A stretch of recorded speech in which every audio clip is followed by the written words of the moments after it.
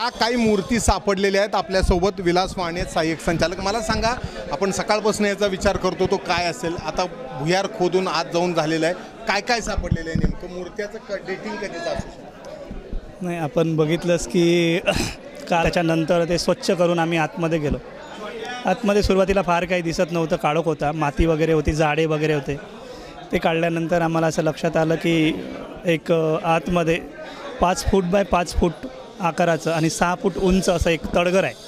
त्याला भुयार नाही म्हणत, आपण तळघर म्हणू शकतो त्याला। आणि त्या तळघरामध्ये 3 मोठ्या मूर्त्या उभ्या ठेवल्या होत्या आणि काही 2 लहान मूर्त्या आहे आणि एक पादुका आहे। अशा एकूण 6 ऑब्जेक्ट तळघरामध्ये होते। त्यातले सगळेच आम्ही बाहेर काढले। आता भुयारामध्ये किंवा तळघरामध्ये फक्त 1 फूट मातीचा थर आहे। त्या मातीच्या थरामध्ये काही बांगड्या, काही नवीन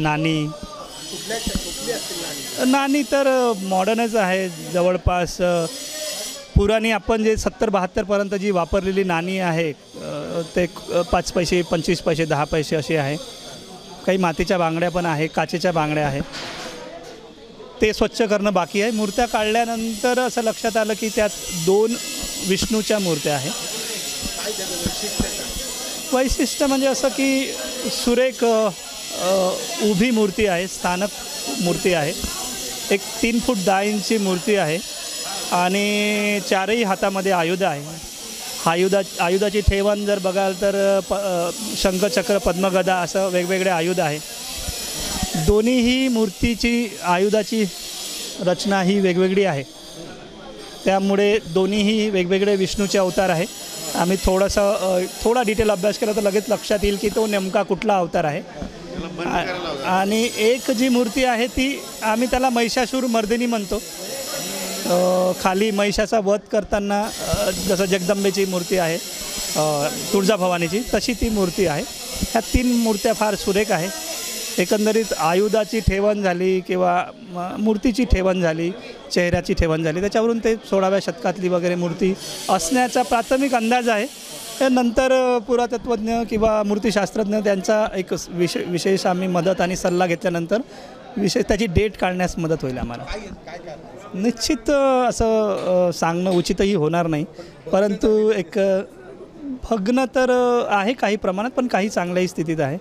परंतु एकंदरीतच सुरक्षेच्या दृष्टिकोनातून ठेवले असेल असं वाटते, कारण की ते स्टोरेज नाही आहे। स्टोरेज असतं तर त्याला दरवाजा असता, आत जाता आलं असतं, बंद करता आलं असतं।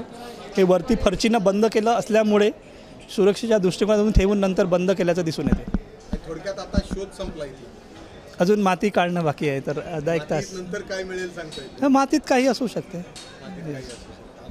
माती काढण्याचं काम चालू आहे। तर अशा रीतीनं ज्या मूर्ती मिळाल्यात या 15व्या ते 16व्या शतकातल्या असणार आहेत आणि यानंतर अजूनही माती काढणं आणि बाकीचे जे काही साहित्य निघते ते काढणं चालू आहे।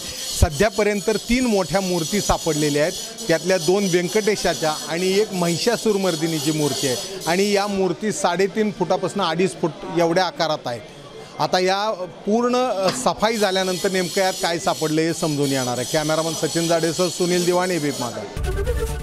एबीपी माझा, उघडा डोळे बघा नीट।